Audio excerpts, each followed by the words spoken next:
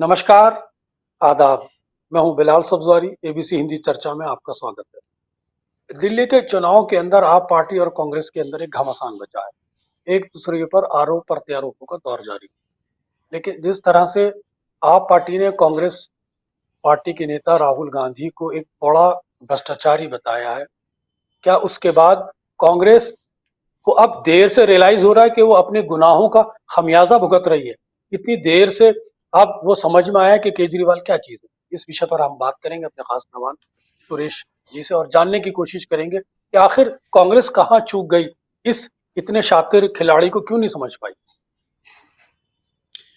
बिलाल जी, एक ही बात है। जब आप एक छोटा सा बिल्ली को भी पालेंगे तो उसको दूध पिलाते हैं आप पहले। वो दूध पीते पीते पीते वो बड़ा हो जाते हैं, लेकिन थोड़े दिन के बाद बिल्ली गायब हो जाती है। बिल्ली तो दिखे ही नहीं कहीं गया। बिल्ली का एक आदत है, बिल्लियों का आदत है। केजरीवाल के साथ कांग्रेस ने यही किया। कांग्रेस को पता था कि दिल्ली में अगर भाजपा को अगर दबाना है, क्योंकि मदन लाल खुराना, साहिब सिंह वर्मा, हर्षवर्धन जैसे बड़े बड़े दिग्गज नेता थे बीजेपी के, और कांग्रेस की तरफ से तो एक ही नेता वो टाइम पे थे जो शीला दीक्षित जी थी। और उनको पता था कि इसके बाद अगर आगे जाना है, कांग्रेस में दिल्ली में बड़ा नेता कोई है नहीं उनके पास। तो ठीक है, अगर बीजेपी को आगे ना, क्योंकि हम 80 की बात कर रहे हैं जहां से बीजेपी उभर के आई थी। पहले 2 सीट था बीजेपी को लोकसभा में, एक मेहसाना से और एक हनमकोंडा, अब जो तेलंगाना है वहां से। वहाँ से बीजेपी उभर के, आपको पता है, लाल कृष्ण आडवाणी के जीजे के टाइम से आगे हटते होते हुए बीजेपी 170, फिर उसके बाद आ गया, फिर मोदी जी को आखिरी लेके आए, क्योंकि उनको पता था कि अगर हम वो 270 तक पहुंचना है तो हमें एक फिगर चाहिए जो हमें वहां ले जा सकता है, वो थे नरेंद्र मोदी। ये सारे हिस्ट्री के जो हमको सबको पता है। लेकिन दिल्ली का क्या हाल है? दिल्ली में ये बीजेपी का भी प्रॉब्लम हो गया था कि हर्षवर्धन जैसे नेता जो उनके लास्ट ऑफ द कहते हैं ना, जब हर्षवर्धन जी भी हट गए तो एक टाइम पे उन्होंने किरण बेदी को लेके आया था, लेकिन वो एक्सपेरिमेंट तो कामयाब नहीं हुआ। लेकिन दिल्ली में कोई बड़ा नेता उभर के आए नहीं। तो क्या करेंगे ये लोग दिल्ली में? तो इन्होंने एक ही बात किया कि अगर हम दिल्ली लोकसभा भी जीत जाए तो ठीक है, केजरीवाल के खिलाफ हम इलेक्शन लड़ेंगे। लेकिन हमने देखा कि पहले जो इलेक्शन हुआ था 2013 की बात करें, उसके बाद से बीजेपी का भी हाल वही हो गया जो कांग्रेस का हाल था। ठीक है, बीजेपी कहेंगे कि हमें तो 2 सीट मिला था, इस बार हमें 8 सीट मिला, कांग्रेस को तो एक भी नहीं मिला। तो ये ऐसा हो गया कि आप बोल रहे हैं कि मैं तो हारा हूं लेकिन उसको भी लेके डूबूंगा मैं। तो ये हाल है। तो अभी जो कांग्रेस का जो वॉर हो रहा है आम आदमी पार्टी के ऊपर, उससे बीजेपी किस किस कोने से बीजेपी वो देखे, किस I mean kind of strategy है बीजेपी का कि कांग्रेस और आपको लड़ता लड़ता रहे दे, नहीं उसको और थोड़ा थोड़ा पेट्रोल डाले और थोड़ा डीजल डाले और जलाए इश्यू को। नहीं, बीजेपी, मुझे लग रहा है कि बीजेपी कहेगा दोनों को लड़ने दो। क्योंकि हमने देखा है कि दिल्ली में जो कॉन्स्टिट्यूएंसी होता है उसमें ज़्यादातर सेंट्रल गवर्नमेंट एम्प्लॉयज़ बहुत सारे हैं, रिटायर्ड हैं। गवर्नमेंट के बाकी सेक्टर्स भी एम्प्लॉयज़ जो काम करते हैं वहाँ, डिफेंस के बहुत सारे लोग हैं। लेकिन दिल्ली में ये भी है कि जो माइग्रेंट पॉपुलेशन जो पूर्वांचल से आते हैं, जो हरियाणा से आते हैं, ये लोग भी बसे हुए हैं दिल्ली में। लेकिन हम सब देख रहे हैं कि बिलाल जी, ये अगर आगे जाते जाते अगर हमको दिल्ली जीतना है तो कांग्रेस का यही स्ट्रैटेजी था कि हम किसी और पार्टी को लेके आए जो बीजेपी को हराए। तो वो स्ट्रैटेजी था इन्होंने जब आम आदमी पार्टी के साथ हाथ मिलाया था। लेकिन हाल ये हो गया कि आम आदमी पार्टी आगे निकल के कांग्रेस को छोड़ दिया। आज वो इस पे आगे वो खटेगर पे खड़े हैं कांग्रेस की। अभी तो राहुल गांधी को भी चोर कह रहे हैं। तो अभी क्या करेंगे? अब ये सोचेगा कि भैया ये शाम को तो मैं तो दूध पिलाया था, इसको बड़ा किया था, अभी देख मुझे ही काटने आ रहा है। हाँ जी, हो गई, क्योंकि आपने जैसे उसने उसको बड़ा किया केजरीवाल को, लार्जर देन लाइफ इमेज कहते हैं हम, वो दिया आपने। कुछ नहीं कहा जब केजरीवाल गुजरात चुनाव लड़ने गए थे, क्योंकि आप बहुत खुश थे कि वहां अगर भाजपा का वोट कट गया तो कुछ ना कुछ तो कट रहा है। लेकिन बाद में आपको पता चला जब पंजाब आपके हाथ से निकल गया, आपका एक गढ़ था पंजाब, क्योंकि पंजाब में आप तो बीजेपी को कहीं दोषी नहीं ठहरा सकते कि बीजेपी कभी पंजाब में नंबर 1 प्लेयर था ही नहीं। वो तो कभी भी शिरोमणि अकाली दल के साथ 2 या 3 सीट पे लोकसभा में लड़ती थी, बस उतना ही था। एक माइनर प्लेयर थे वो। वहां भी आपने आम आदमी पार्टी को आने दिया। क्यों? क्योंकि आपने, आपको सबको पता है कि जो फार्मर्स एजिटेशन था उसको आपने सपोर्ट करने की कोशिश की। लेकिन केजरीवाल वो भी लेके के चले गए। केजरीवाल गए, वहाँ बैठे धरने पे साथ में। दिल्ली में जब शाहीन बाग हुआ था तो वहाँ भी देखे थे कि केजरीवाल वहाँ भी पहुँच गए। और केजरीवाल, हमने सबको पता है कि मैं वो सबसे पहले जब मुख्यमंत्री बने तो उससे पहले वो तो रोड पे धरना करते थे, रात को सो जाते थे रोड पे, और यही कहते थे कि मैं मेरा वैगन आर में घूमूंगा। कांग्रेस को क्या हुआ कि दिल्ली में अमरिंदर सिंह लवली जैसे नेता को भी कांग्रेस खो चुका है। क्यों? क्योंकि उनको भी पता है कि भैया यहाँ तो ये पार्टी में रह के कुछ होने वाला नहीं है, हम हमारा हाल देख लेंगे, हम चले जाएंगे। जैसे हमने बड़े बड़े कांग्रेस के प्लेयर्स जो बीजेपी में ज्वाइन हो गए थे, हिमंता विश्व शर्मा का एग्जाम्पल ले लीजिए। हिमंता विश्व शर्मा तो कांग्रेस के नेता थे, लेकिन आज सारे नॉर्थ ईस्ट को अगर कोई कंट्रोल कर रहा है बीजेपी की तरफ, जो कहते हैं ना ट्रबल शूटर के थे, वो हिमंता विश्व बन गए। तो कांग्रेस का यही है कि कांग्रेस ने बीजेपी को नेताओं को डोनेशन में दिया है, और दिल्ली एक उसका खास अच्छा एग्जाम्पल है। आगे जाते जाते अभी क्या करेंगे बोलिए? अगर आप राहुल गांधी होंगे, राहुल गांधी के जगह जगह पे हैं, और ये आम आदमी पार्टी का जो आपके ऊपर भ्रष्टाचार करने का जो आरोप लग रहा है, आप करेंगे क्या बिलाल जी बोलिए? आप तो पलटवार करेंगे ना? आपको तो एक कोने में घुसा दिया उन्होंने, आपको लड़ना ही पड़ेगा, कोई ऑप्शन नहीं है। तो लड़ेंगे, लेकिन किस बात पे लड़ेंगे? क्योंकि अब बीजेपी देखिए, पुराने जो राहुल गांधी और केजरीवाल बिल्कुल बैठ के हाथ में हाथ बैठ के बैठे हुए हैं, या बड़ी बड़ी बात कर रहे हैं एक के ऊपर एक, वो अब वो पोस्टर आने वाला है, या वो वीडियो बाहर आएगा अभी। देखिए अभी ये तो ऐसे थे पहले, अभी देखिए कैसे हो गया अभी। तो ये बिफोर एंड आफ्टर का एक जो वीडियो जो सोशल मीडिया पे बहुत चलता है, वो मीम्स आना शुरू हो जाएंगे अभी। और जी, दिल्ली जी, में जी, यही हाल है कांग्रेस का, जो उनके साथ पंजाब में हुआ था। जी, जी, जी। बहुत अच्छी बात कही कि अब मीम्स भी आने लगेंगे और कांग्रेस ने जिस तरह से अपने नेताओं को भारतीय जनता पार्टी को डोनेट किया, वो बहुत बड़ी वो भी भूल है। कांग्रेस ने भारतीय जनता पार्टी को रोकने के लिए केजरीवाल का सहारा लिया और वही केजरीवाल आज कांग्रेस के लिए सरदर्द बन गए। ये बात तब उन्हें तब रियलाइज हुई जब उन्होंने हरियाणा देखा। लेकिन सुरेश जी, मैं एक चीज और आपसे समझना चाह रहा हूँ। भारतीय जनता पार्टी बड़ी परिपक्व पॉलिटिक्स करती है। उसके पास उसके उसके तरकश में हर तरह का तीर होते हैं और वो बड़ी एग्रेसिव पॉलिटिक्स करती है। क्या कारण है कि वो केजरीवाल के सामने हर बार, 2 बार हम यहाँ देख चुके, पंजाब में देख चुके, वो मात खा जाती है? इसलिए कह रहा हूँ क्योंकि एक तो है, अगर आप वही बात करेंगे तो दिल्ली में बीजेपी जीत रहा था इलेक्शन। हाँ जी, ठीक है। क्यों जीत रहा है दिल्ली में लोकसभा का इलेक्शन, लेकिन असेंबली हार जाते हैं?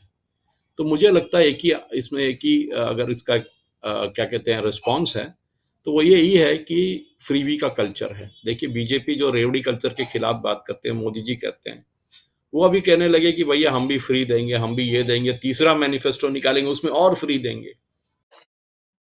तो अभी भी आम आदमी पार्टी कौन सबसे ज्यादा फ्री देगा, इसका कंपटीशन चल रहा है। तो शायद मैं दिल्ली के लोगों को दोषी नहीं ठहराता हूँ, लेकिन अगर आप ये फ्रीबी कल्चर पे वोट करेंगे तो तमिलनाडु में जब जयललिता के टाइम से स्टार्ट हुआ था, विराट जी आपको याद है, मिक्सी देते थे, ग्राइंडर देते थे, फैन देते थे, जी, टीवी देते थे। बस लोगों को यही उम्मीद है कि इलेक्शन आ जाए भैया, तो हमें हमारे घर में कुछ नया इक्विपमेंट आ जाएगा, हमें पैसा, आंध्रा तेलंगाना में पैसा चलता है।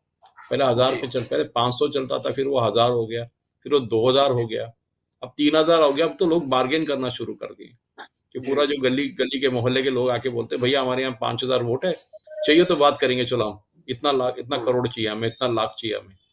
तो लोग भी अपना वोट बेचने के लिए तैयार हैं। लोगों को यही चाहिए, बस फ्री है। उनको ये पता नहीं हो रहा है कि गवर्नमेंट तुम्हारे एक जेब से पैसा लगा रहा है और दूसरे जेब से पैसा निकाल रहा है। और हम्म, फिर वही लोग रोते हैं मिडिल क्लास वाले कि भैया मुझे इनकम टैक्स का बेनिफिट नहीं मिलता। मिडिल क्लास को पूरा गन्ने के रस के तरह निकाल दिया, पूरा गन्ने को कर दिया मिडिल क्लास को। हाँ, वही हो रहा है ना, कि कोई सी ये जो जो फ्रीबी कल्चर है, आपको पता है बिलाल जी, तो दिल्ली का जो सरप्लस बजट था वो अभी डेफिसिट बजट हो चुका है। आपके जी, पास जितने पैसा है उतने से आप घर चला सकते हैं। अगर आप उसे ज्यादा पैसे से घर चलाएंगे तो आपको पर्सनल लोन लेना पड़ेगा, या आपको जो ऐप वाला लोन लेना पड़ेगा, लास्ट में वो जाके सुइसाइड कर लेगा बंदा। ये हम्म। हाल है, लेकिन गवर्नमेंट को तो सुइसाइड नहीं कर सकते ना। वही बात है, गवर्नमेंट लेकिन तो सुरेश आत्महत्या नहीं जी, कर सकती। फ्री बीज की आपने बात की, या तो आप एंटी फ्री बीज हो जाएं या फिर आप प्रो फ्री बीज हो जाएं। तो एंटी फ्री बीज की पॉलिटिक्स तो भारतीय जनता पार्टी ने 2 चुनाव में करी, लेकिन जब काम नहीं चला तो फिर फ्री बीज का भी अनाउंस कर दिया। तो अब फ्रीबीज भारतीय जनता पार्टी की भी है, आपकी पार्टी भी, लेकिन अट्रैक्ट लोग आपकी तरफ हो जाते हैं फ्रीबीज में। भाजपा की तरफ क्यों नहीं अट्रैक्ट हो रहा है उसी यही फ्रीबीज तो। पर? नो, वो इससे पहले तो फ्रीबी अनाउंस नहीं किए थे ना, आपको याद है ये जो इलेक्शन जो 2020 में हुआ था बिलाल जी, उसमें तो कोई फ्रीबी नहीं था भाजपा का।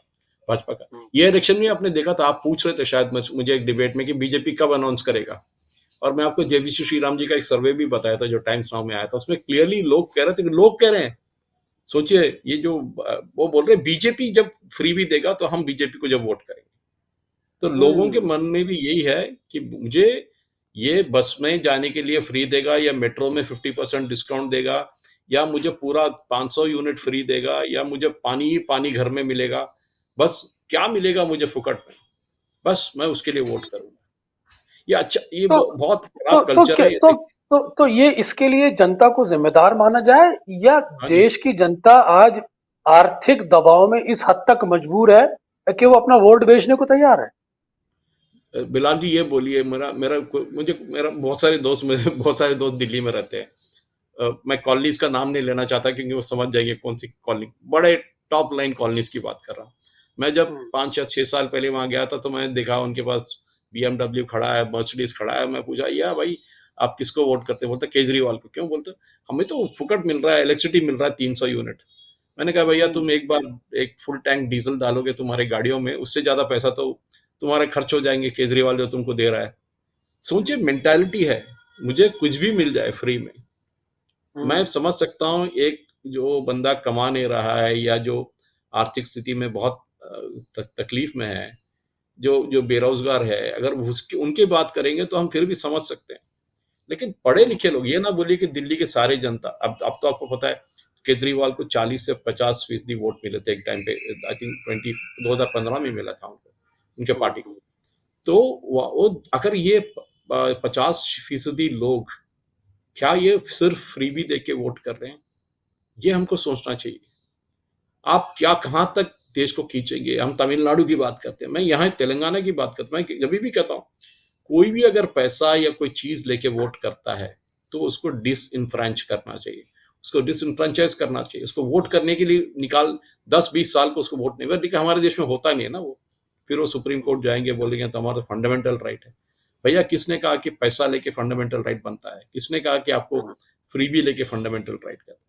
मैं अभी भी कर रहा हूँ, हम्म, सुप्रीम कोर्ट का गलती है इसमें, इलेक्शन कमीशन का भी गलती है। हम हम्म, कहते हैं कि हम वेलफेयर स्टेट है, फिर ये लोग यूके के साथ कंपेयर करते हैं, यूके में आप बेरोजगार है तो गवर्नमेंट आपको पैसा देता है। अरे हम्म, भैया वो कंगाल हो गया, वो भी आप भी कंगाल हो जाओगे। आपके पास रोड डालने के लिए या स्कूल बनाने के लिए या ब्रिज बनाने के लिए पैसा नहीं होगा, आप फिर लोन लेंगे उसके लिए।